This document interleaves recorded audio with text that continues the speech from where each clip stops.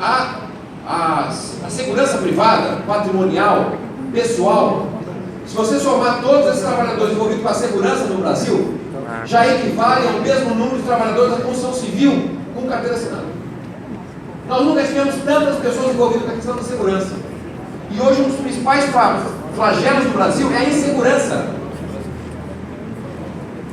Esse é o estado para o qual nós estamos avançando, que resulta da desconstrução do golpe de 2016. Então, o estado de bem-estar social que nós começamos a construir em 1988, que apontou para uma sociedade menos desigual, ainda que estejamos entre os 20 países com uma desigualdade enorme, ela, de certa maneira, apontou para uma perspectiva muito diferente daquela que nós vínhamos até então. Ocorre que esse período de 1988 a 2016 é também um período de baixo crescimento da economia nacional. Nós tivemos um crescimento razoável entre 2003, 2004 a 2010, 2011, mas se a gente considerar os anos 80, se a gente considerar os anos 90, se considerar a recessão profunda que se iniciou em 2014, na média, a produção nacional cresceu apenas 2,1% ao ano. E essa produção nacional, dividida por número de habitantes, do ponto de vista do PIB per capita, nós tivemos apenas 0,6% de crescimento.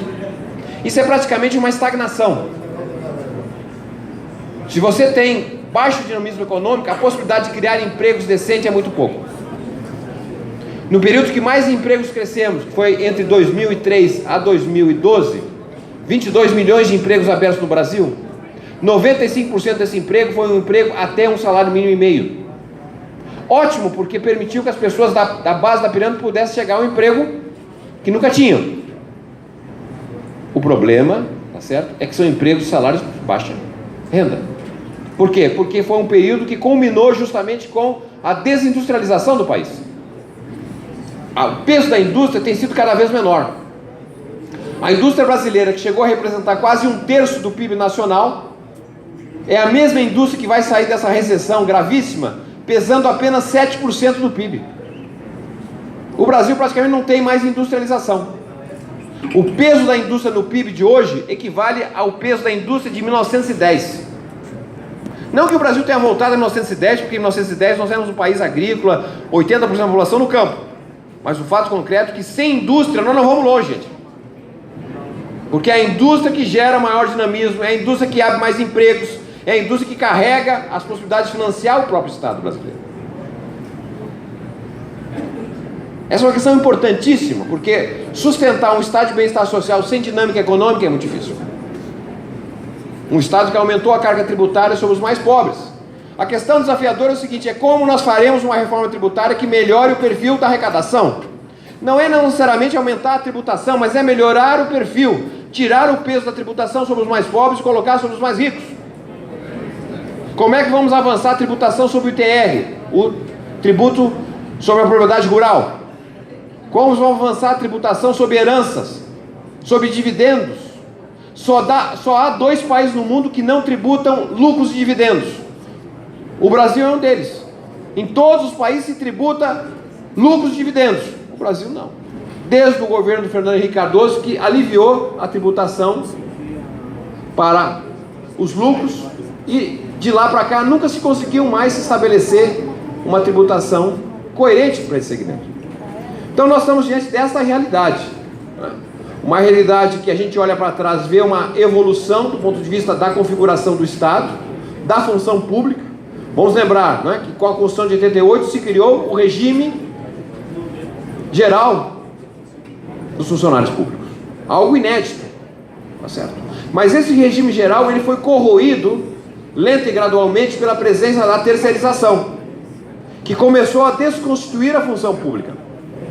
Vamos lembrar que os trabalhadores que prestavam serviços, trabalhadores do setor público, nas atividades de segurança, limpeza, transporte, toda a parte de secretaria, telefonia, tudo isso compunha o Estado através do concurso estabelecido pela Constituição de 88.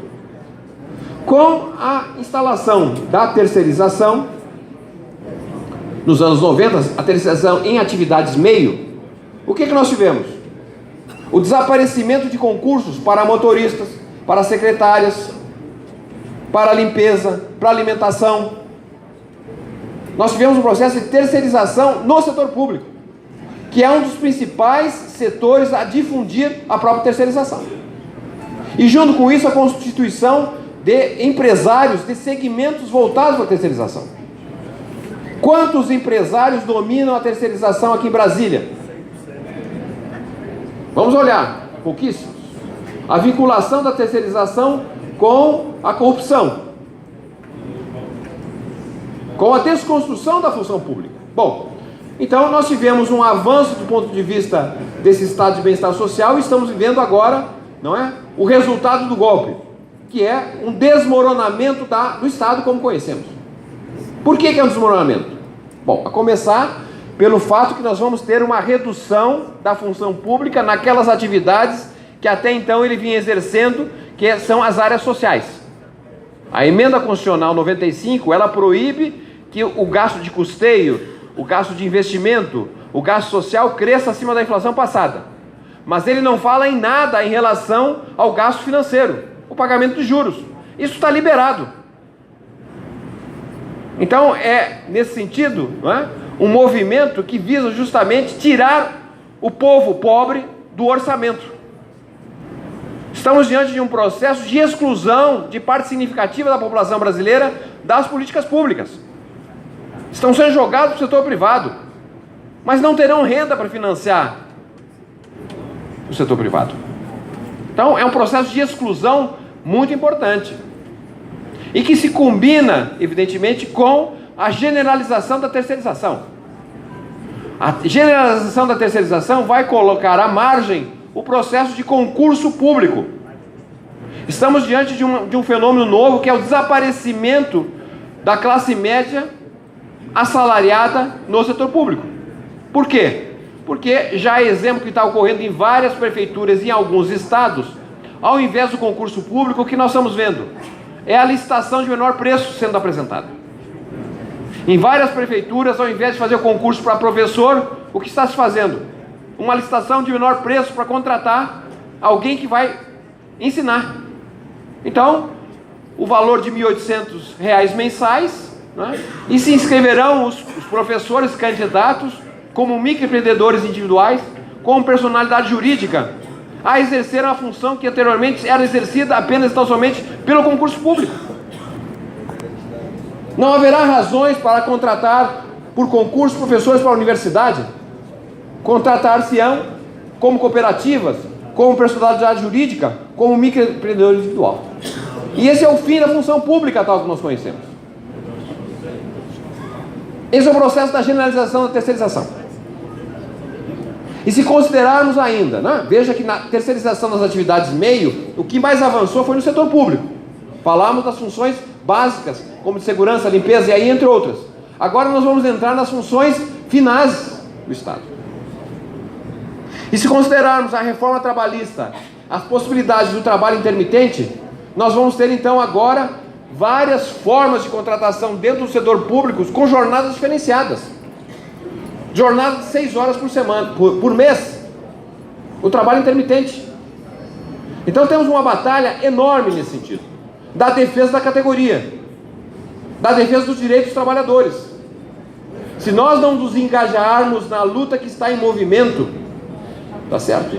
Nós não teremos condições de barrar esse movimento de desmoronamento do Estado brasileiro.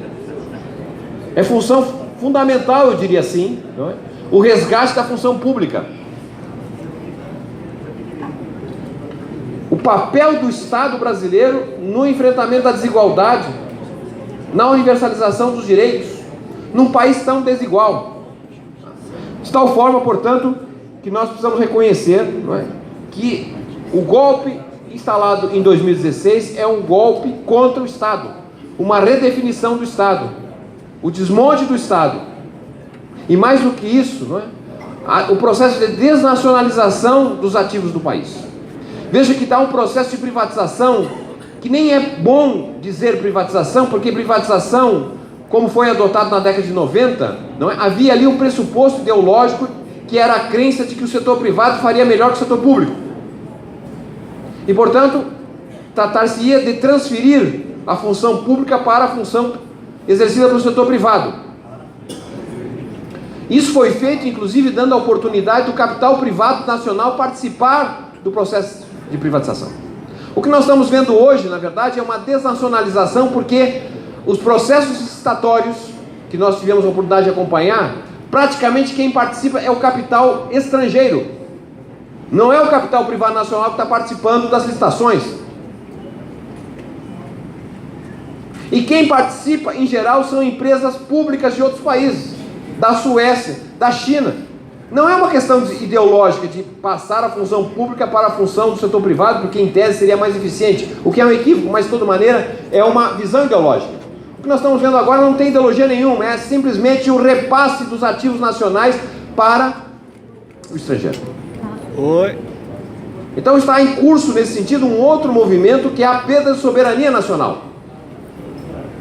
Algo que nós precisamos abrir o olho, porque o Estado é o eixo estruturador da soberania de um país. Com o Estado fraco, o Estado débil, o Estado desestruturado, não apenas a função pública desaparece, mas também nós praticamente voltamos a uma espécie de neocolonialismo. Eu não tenho dúvida que não há nada que possa nos impedir de retomar à frente o Estado que o Brasil precisa. Vou contar aqui para terminar uma coisinha importante. Foi uma pesquisa que os banqueiros financiaram para saber se há espaço para avançar as teses neoliberais no conjunto da população. E eles fizeram pesquisas amostrais e qualitativas em várias regiões do país, para saber se era possível a privatização do Estado, se a meritocracia seria o elemento fundante da lógica e a cultura brasileira. Bom, foi feita essa pesquisa e foi apresentada para os banqueiros.